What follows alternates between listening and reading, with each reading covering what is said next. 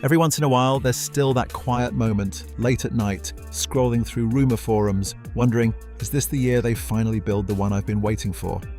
Right now, that question has a name, the Nikon Z6 IV.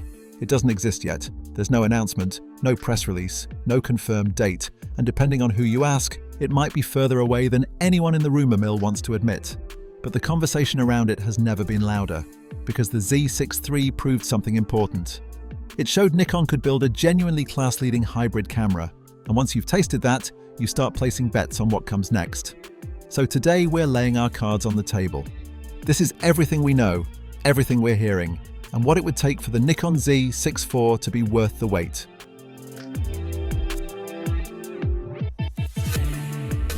Let's start with the honest part nobody likes to hear. Most credible industry analysis right now suggests the Z6 IV is genuinely further out than the rumor cycle wants you to believe. Nikon's own 2026 roadmap is dominated by two other priorities, the long-awaited Z9 II and continued development around the Nikon ZR, their red-powered cinema camera. Industry watchers tracking Nikon's release cadence suggest the Z6 IV may not actually surface until late 2027, with some analysts even pointing toward early 2028. That's not the answer anyone scrolling through rumor sites wants, but it's the honest one, and it actually tells us something important. Nikon isn't rushing this. They're letting the technology mature first. So, what does that maturity look like? The most consistent thread across speculation points to a sensor in the 30 to 33 megapixel range, building on the partially stacked architecture the Z6 III pioneered as the world's first camera with that design. Rather than chasing resolution purely for marketing headlines, the expectation is that Nikon uses the extra megapixels to address one of the Z6 III's most common criticisms: landscape and commercial photographers who wanted more cropping flexibility without sacrificing the series' speed advantage. Autofocus is expected to push deeper into predictive tracking, building on the 9-subject detection system already inherited from the Z8 and Z9. The goal isn't just recognizing a subject anymore, it's anticipating where that subject is about to move, particularly valuable for wildlife and fast-action sports shooters who've come to expect flagship-level tracking in a mid-tier body. On video, there's genuine excitement brewing around Nikon's broader RED integration strategy. With REDcode RAW already proven on the ZR and Z6 III, speculation suggests the Z6 IV could push toward expanded internal recording options, potentially deeper 6K capability or meaningfully improved high frame rate, 4K performance, continuing Nikon's clear strategy of blending cinema-grade color science into its mainstream hybrid lineup. Quieter improvements are expected too: better thermal management for extended high-resolution recording, smarter battery efficiency given the power demands of that brilliant EVF, and general responsiveness refinements that won't make headlines but will absolutely make a difference on a 12-hour shoot day. Here's why the Z6 IV's eventual arrival matters more than its specs alone. The mid-range full-frame mirrorless segment is arguably the most contested battlefield in the entire camera industry right now.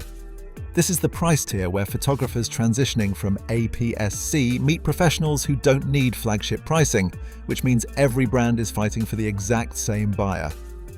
Sony continues to dominate mindshare here, and their broader 2026 lineup, including the A7R6 and the rumored FX3 II, keeps raising the bar for what hybrid shooters expect at this price point. Canon's mid-range R-series bodies remain a constant pressure point too, particularly for shooters who value color science consistency above all else. But the most interesting pressure on the Z6 IV might come from inside Nikon's own lineup. The Nikon ZR has already proven that red-powered cinema color science doesn't need to live exclusively in expensive dedicated video bodies, and that creates both an opportunity and a genuine challenge. If the Z6 IV inherits too much of the ZR's video DNA, Nikon risks blurring the line between two products that are supposed to serve different audiences. If it inherits too little, hybrid shooters who want both excellent stills and excellent video in one body might simply choose the ZR adjacent ecosystem instead. There's also the Z7 III hanging over this conversation, another long-rumored, still unconfirmed camera competing for the same engineering resources and the same release calendar real estate. Nikon has to be careful that whichever camera appears first doesn't accidentally cannibalize sales of the other. This is the tightrope every camera company walks at the mid-tier. Let's talk honestly about timing and money, because speculation here deserves a clear-eyed take. On release timing, while earlier optimistic chatter floated a fall 2026 window, the more credible and consistently repeated industry analysis points considerably further out, likely late 2027, with some analysts suggesting it could stretch into early 2028. Nikon's 2026 attention is squarely fixed on the Z9 II and deepening the ZR's video capabilities through firmware, not launching a new mid-range body. That's not a discouraging fact, it's actually a reassuring one.